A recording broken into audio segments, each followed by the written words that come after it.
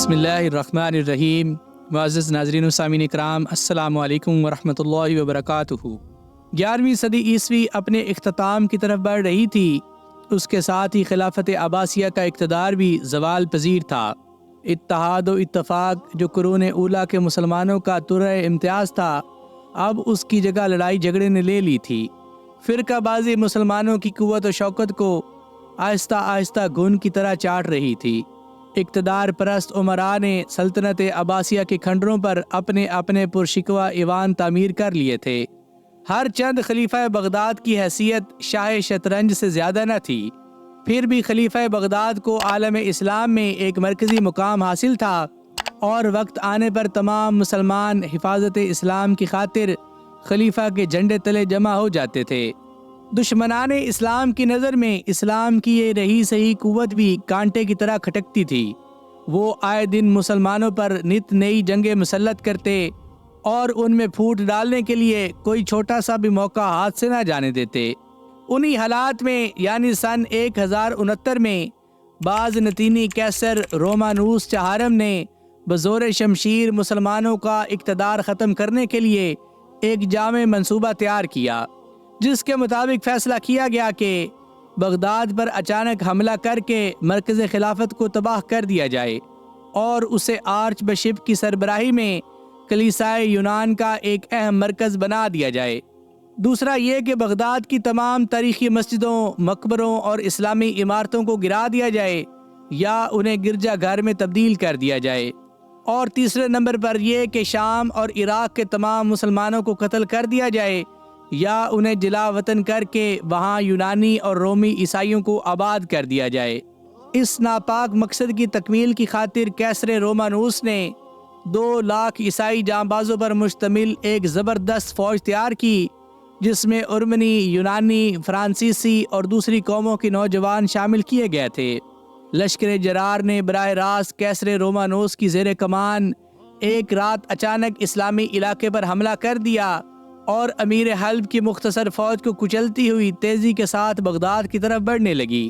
اس وقت عباسی خلیفہ قائم بامر اللہ تخت بغداد پر متمکن تھا۔ اس نے یہ حالت دیکھی تو گھبرا کر سلطان الپ ارسلان سلجوقی کو اس خطرناک صورتحال سے آگاہ کیا۔ اس کے پاس صرف 15,000 فوج تھی اور اتنا وقت نہ تھا کہ اپنے دارالحکومت سے مزید فوج طلب کرتا۔ ادھر کیسر رومانوس تیزی کے ساتھ بغداد کی طرف بڑھ رہا تھا اور معمولی سی تاخیر بھی مرکز اسلام کے لیے تباہ کن ثابت ہو سکتی تھی۔ الپ ارسلان جو غیرت اسلامی کا پیکر تھا، خلیفہ کا پیغام ملتے ہی حفاظت اسلام کے لیے کمر بستہ ہو گیا۔ ترکی میں الپ ارسلان کے معنی ہے غضبناک شیر۔ سلطان نے کیسر رومانوس کی پیش قدمی روکنے کے لیے اپنی فوجوں کا رخ تیغدا کی طرف موڑ دیا۔ ملازگرد کے قریب پہنچ کر سلطان الپ ارسلان کا سامنا کیسر رومانوس کی 2,00,000 فوج سے ہوا۔ سلطان نے اتمام حجت کے طور پر کیسر روم کو پیغام بھجوایا کہ وہ مرکز اسلام یعنی بغداد کو تباہ کرنے کے خیال سے باز آ جائے۔ اس کے جواب میں کیسر روم نے ایک بہت بڑی صلیب ہاتھ پر رکھ کر قسم کھائی کہ میری تلوار اس وقت تک نیام میں نہیں جائے گی جب تک میں یہ صلیب اپنے ہاتھوں سے بغداد کی جامع مسجد پر نصب نہ کر لوں، اور بغداد کی گلیوں میں بہنے والے خون کے دریا عبور کرنے کے لیے اپنی گاڑی کے آگے گھوڑے کی جگہ مسلمانوں کے خلیفہ قائم بامر اللہ عباسی کو باندھوں اور کوڑے مار مار کر گاڑی کھینچنے پر مجبور کر دوں۔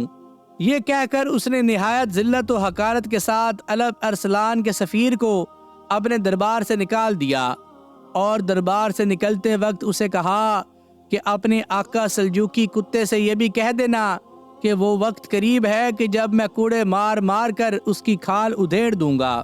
سلطان الپ ارسلان نے اپنے سفیر کی زبانی کیسر کی یہ متکبرانہ الفاظ سنے تو اس نے فوراً اپنی مختصر سی فوج کو جنگ کی تیاری کا حکم دیا اور کہا، وہ باز نتینی دشمن اسلام میری کھال تو کیا ادھیڑے گا، بلکہ میں اس کی صلیب کے ضرور ٹکڑے کر دوں گا انشاءاللہ۔ اس رات سلطان الپ ارسلان نے اپنی فوجوں میں اعلان کرا دیا کہ کل صبح حق و باطل کے درمیان فیصلہ کن جنگ ہوگی۔ جس شخص کو جان پیاری ہو وہ رات کی تاریکی میں جہاں چاہے خاموشی کے ساتھ نکل جائے اور جو دین اسلام، مسلمانوں اور دولت اسلامیہ کی حفاظت و حمایت کے لیے مرنا چاہے وہ ہمارے ساتھ رہے۔ صبح نماز سے فارغ ہو کر سلطان اپنے خیمے سے باہر نکلا تو سامنے جذبہ شہادت سے سرشار اسلامی فوج تیار کھڑی تھی۔ مسلمان فوجیوں نے دیکھا کہ سلطان نے فوجی پوشاک کی بجائے بدن پر کفن لپیٹ رکھا ہے۔ آج اس کے سر پر فوجی خود بھی نہیں تھا، اس کا گھوڑا خیمہ کے سامنے آن کھڑا تھا۔ سلطان نے خود ہی گھوڑے پر زین کسی اور سوار ہو کر اسلامی فوج کے سامنے آن کھڑا ہوا۔ سلطان کو اس حال میں دیکھ کر مسلمان فوجیوں میں ایک نیا ولولہ پیدا ہو گیا۔ انہوں نے پورے جوش سے نعرہ لگایا، اللہ اکبر۔ سلطان نے حمد و صلات کے بعد ایک مختصر تقریر کی اور کہا، مجاہدین اسلام، ہماری تعداد صرف 15,000 ہے۔ آج ہم نے 2 لاکھ دشمنان اسلام کا مقابلہ کرنا ہے، ہراساں ہونے کی ضرورت نہیں۔ ہمارے غازیوں میں بدر کی روشن مثال موجود ہے۔ ہم فتح یاب ہوئے تو یہ اسلام کی حقانیت کا ثبوت ہوگا، اور اگر رائے حق میں شہید ہو گئے تو اس سے بڑھ کر نعمت ہمارے لیے اور کیا ہو سکتی ہے۔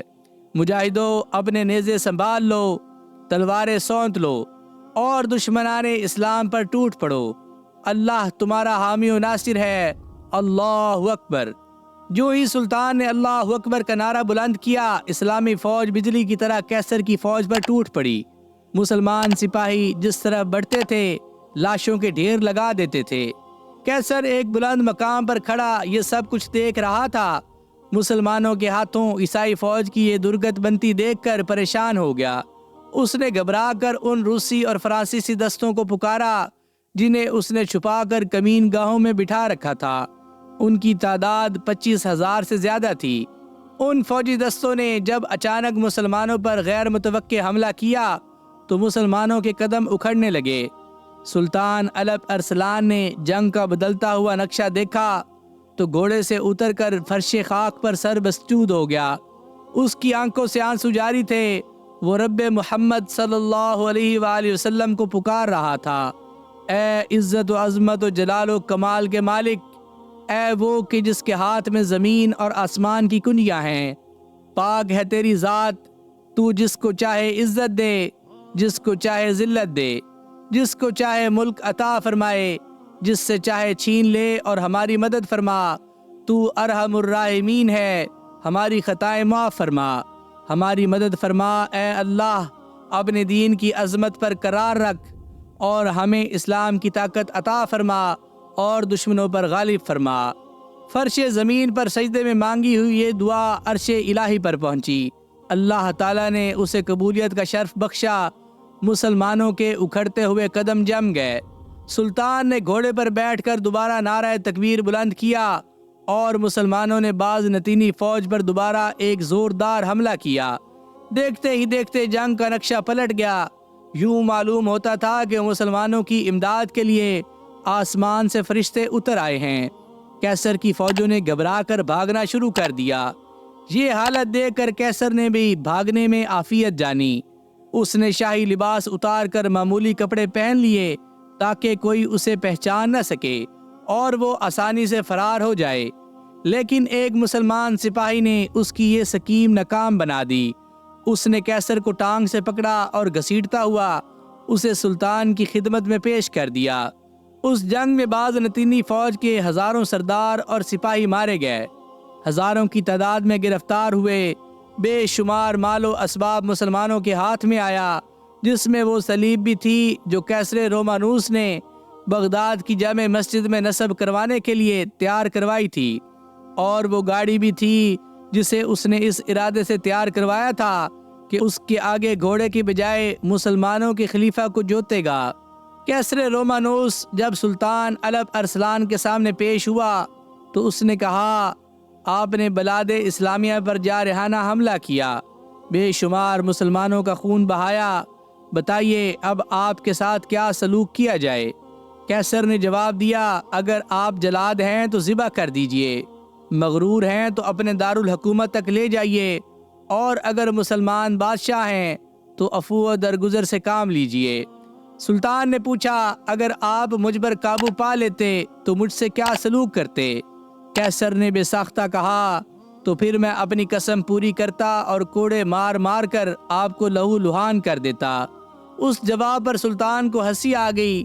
وہ بولا، مسلمان فتح کے بعد مغرور نہیں ہوتے بلکہ اللہ تعالیٰ کا شکر ادا کرتے ہیں۔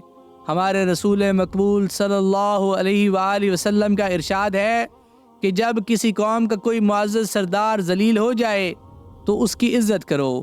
ہم اپنے رسول مقبول صلی اللہ علیہ وآلہ وسلم کے ارشاد کے مطابق آپ کو اور آپ کے تمام ساتھیوں کو عزت و احترام کے ساتھ رہا کرتے ہیں۔ اس کے بعد سلطان الپ ارسلان نے کیسر رومانوس کی دعوت کی اور شاہانہ شان و شوکت کے ساتھ رخصت کیا۔ کیسر سلجوقی شیر کے اس حسن اخلاق سے اس قدر متاثر ہوا کہ اس نے مسلمانوں سے دوستانہ معاہدہ کر لیا اور سالانہ خراج دینا بھی منظور کر لیا۔ معزز ناظرین و سامعین کرام، میں امید کرتا ہوں کہ آپ کو سلطان الپ ارسلان اور کیسر رومانوس کا یہ واقعہ ضرور پسند آیا ہوگا۔ اگر آپ کو اس چینل پر پیش کی جانے والی ویڈیوز پسند آ رہی ہوں تو اس چینل کو لائک، شیئر اور سبسکرائب ضرور کر دیجیے گا اور ساتھ دیے گئے بیل کے آئیکن کو بھی دبا دیجیے تاکہ آگے آنے والی مزید دلچسپ ویڈیوز آپ تک پہنچتی رہیں۔ مجھے اپنی دعاؤں میں یاد رکھیے گا۔ جزاک اللہ۔